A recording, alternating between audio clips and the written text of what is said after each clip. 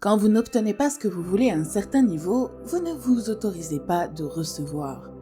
Si nous sommes avares avec la vie, alors la vie sera avare avec nous. Si nous voulons quelque chose de la vie volera quelque chose de nous. Être honnête avec soi-même. L'honnêteté est un mot que nous utilisons beaucoup sans toujours comprendre. La véritable signification d'être honnête, cela n'a rien à voir avec la moralité ou le fait d'être un gentil. Être honnête n'a vraiment rien à voir avec le fait de se faire prendre ou d'aller en prison. C'est un acte d'amour envers nous-mêmes. La principale valeur de l'honnêteté est que tout ce que nous donnons dans la vie, nous le recevrons en retour. La loi de cause à effet fonctionne toujours. Si nous rabaissons ou jugeons les autres, nous serons nous aussi jugés. Si nous sommes toujours en colère, nous rencontrons la colère partout où nous allons. L'amour que nous avons pour nous-mêmes nous met en phase avec l'amour que la vie a pour nous. Par exemple, imaginez que votre appartement vient d'être cambriolé. Pensez-vous immédiatement que vous êtes une victime ? Mon appartement vient d'être cambriolé, qui m'a fait ça ? C'est un sentiment dévastateur lorsque quelque chose comme cela s'est produit. Mais cessez-vous de penser à comment et pourquoi vous avez attiré cette expérience ? Prendre la responsabilité de créer nos propres expériences n'est pas une idée que beaucoup d'entre nous veulent accepter tout le temps. Peut-être juste de temps en temps. Il est tellement plus facile de blâmer quelque chose d'extérieur à nous. Pourtant, notre croissance spirituelle ne peut avoir lieu tant que nous ne reconnaissons pas qu'il y a peu de valeur à l'extérieur de nous. Tout vient de l'intérieur.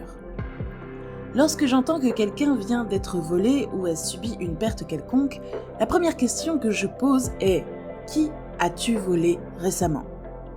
Si un regard curieux apparaît sur son visage, je sais que j'ai touché un point sensible.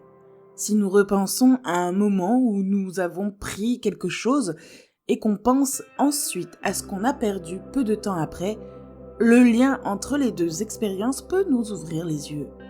Lorsque nous prenons quelque chose qui n'est pas à nous, nous perdons presque toujours quelque chose de plus grande valeur. Nous pouvons prendre de l'argent ou un objet. Nous pouvons perdre une relation si nous volons une relation. Nous pouvons perdre un travail si nous volons des timbres et des stylos dans le bureau. Nous pouvons manquer un train ou un dîner. Les pertes nous blessent presque toujours dans un domaine important de notre vie. Il est regrettable que de nombreuses personnes volent des grandes entreprises, des grands magasins, des restaurants ou des hôtels, en rationalisant que ces entreprises peuvent se le permettre. Ce type de relationnalisation ne fonctionne pas.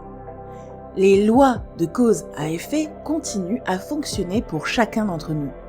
Si nous prenons, nous perdons. Si nous donnons, nous recevons. Il ne peut en être autrement.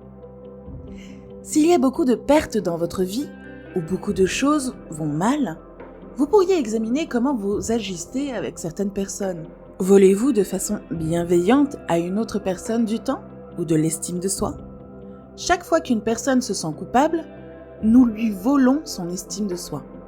Être vraiment honnête à tous les niveaux demande beaucoup d'auto-examen et de conscience de soi. Lorsque nous prenons quelque chose qui ne nous appartient pas, nous donnons en fait des instructions à l'univers que nous ne nous sentons pas dignes de gagner, que nous ne sommes pas assez bons. Nous croyons qu'il n'y a pas assez pour tout le monde. Nous croyons que nous devons être sournois et voler pour obtenir notre bien. Ces croyances deviennent des murs efficaces autour de nous qui nous empêchent de connaître l'abondance et la joie dans nos vies. Ces croyances négatives ne sont pas la vérité de notre être. Nous sommes magnifiques et méritons le meilleur. Cette planète est abondante et généreuse. Notre bien vient toujours à nous par le droit de la conscience. Le travail que nous faisons en conscience est toujours un travail d'affinage. Ce que nous disons, pensons et faisons lorsque nous comprenons clairement que nos pensées créent notre réalité. Alors nous utilisons notre réalité comme un mécanisme pour nous faire savoir ce que nous devons changer prochainement. En étant absolument honnête jusqu'au dernier trombone. C'est un choix que nous faisons par amour pour nous-mêmes. L'honnêteté contribue à rendre notre vie plus fluide, plus douce et plus facile. Si vous allez dans un magasin et qu'ils ne vous font pas payer quelque chose que vous avez acheté et que vous le savez, alors c'est votre obligation spirituelle de le leur dire si vous êtes conscient. Vous l'appelez à leur attention. Si vous ne le savez pas ou si vous le réalisez seulement quand vous rentrez chez vous ou 2 jours plus tard, alors c'est quelque chose de différent. Si la malhonnêteté apporte la disharmonie dans nos vies, imaginez ce que l'amour et l'honnêteté peuvent créer. Le bien dans nos vies, les merveilleuses surprises que nous avons, sont ceux que nous avons créés. Lorsque nous regardons en nous-mêmes avec honnêteté et amour inconditionnel, nous découvrirons tellement de choses sur notre pouvoir, ce que nous pouvons apprendre à créer avec notre propre conscience a de loin une plus grande valeur que n'importe quelle somme d'argent que nous pourrions éventuellement voler. Votre maison est votre sanctuaire. Tout est le reflet de ce que vous croyez que vous méritez. Regardez votre maison. Est-ce un endroit où vous aimez vraiment vivre? Est-elle confortable et joyeuse ou exiguë, sale et toujours en désordre? La même chose avec votre voiture. Vous l'aimez? Comment reflète-t-elle l'amour que vous avez pour vous-même? Vos vêtements sont-ils une gêne ou une nuisance? C'est quelque chose dont vous devez vous occuper. Vos vêtements sont aussi le reflet de ce que vous ressentez pour vous-même, encore une fois.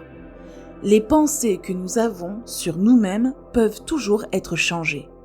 Si vous voulez trouver une nouvelle maison, commencez par vous ouvrir à la recherche du bon endroit et affirmez qu'il vous attend. Quand je cherchais une nouvelle maison à Los Angeles, je ne pouvais pas croire que je ne trouverais que des endroits épouvantables. J'ai continué à penser que c'est Los Angeles et c'est rempli de merveilleux appartements. Alors, où sont-ils? Il m'a fallu 6 mois pour trouver celui que je voulais et c'était magnifique. Pendant le temps que je cherchais, l'immeuble était en construction et quand il a été terminé, je l'ai trouvé, il m'attendait. Si vous cherchez quelque chose, mais que vous ne le trouvez pas, il y a probablement une bonne raison. Si vous voulez bouger de là où vous êtes parce que vous ne l'aimez pas, remerciez votre maison actuelle d'être là.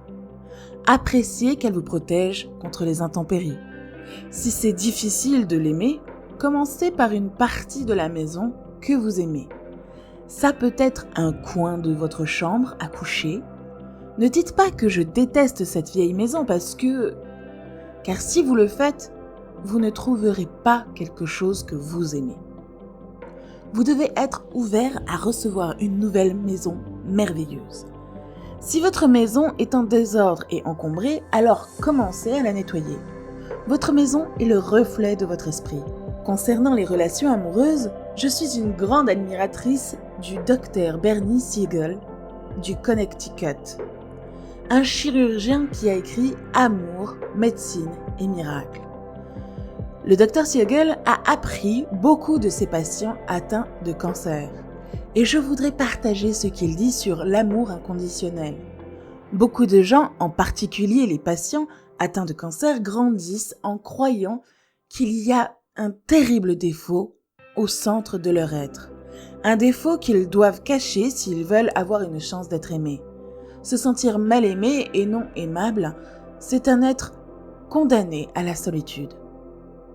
Si leur vrai moi était connu, ces personnes mettent en place des défenses contre le partage de leurs sentiments les plus intimes avec quiconque.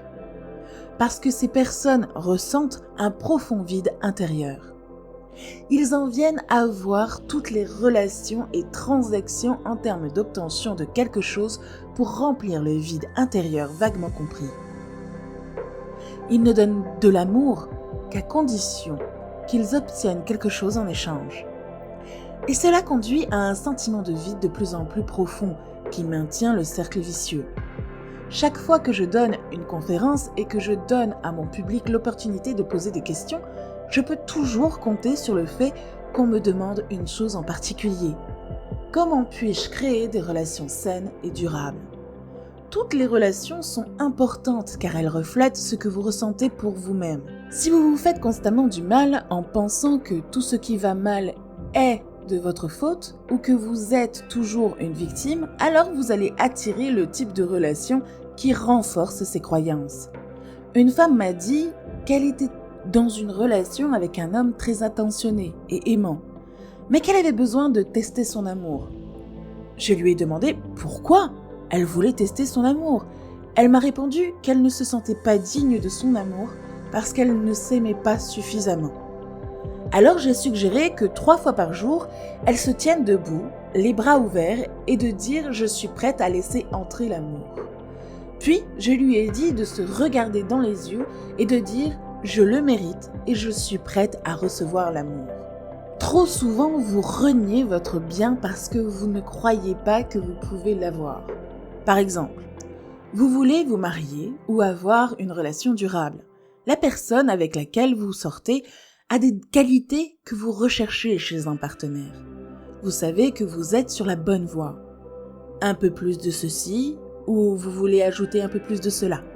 Quelque chose de nouveau à votre liste en fonction du point auquel vous pensez que vous méritez d'être aimé. Vous devrez peut-être passer par une douzaine de personnes avant d'obtenir ce que vous voulez vraiment.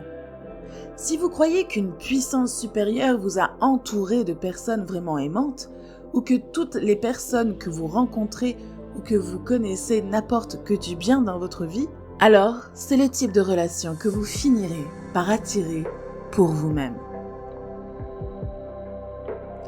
J'espère que vous avez apprécié cette vidéo et n'oubliez pas de la liker et de partager vos pensées avec nous dans la section des commentaires. À bientôt sur Espace Motivation.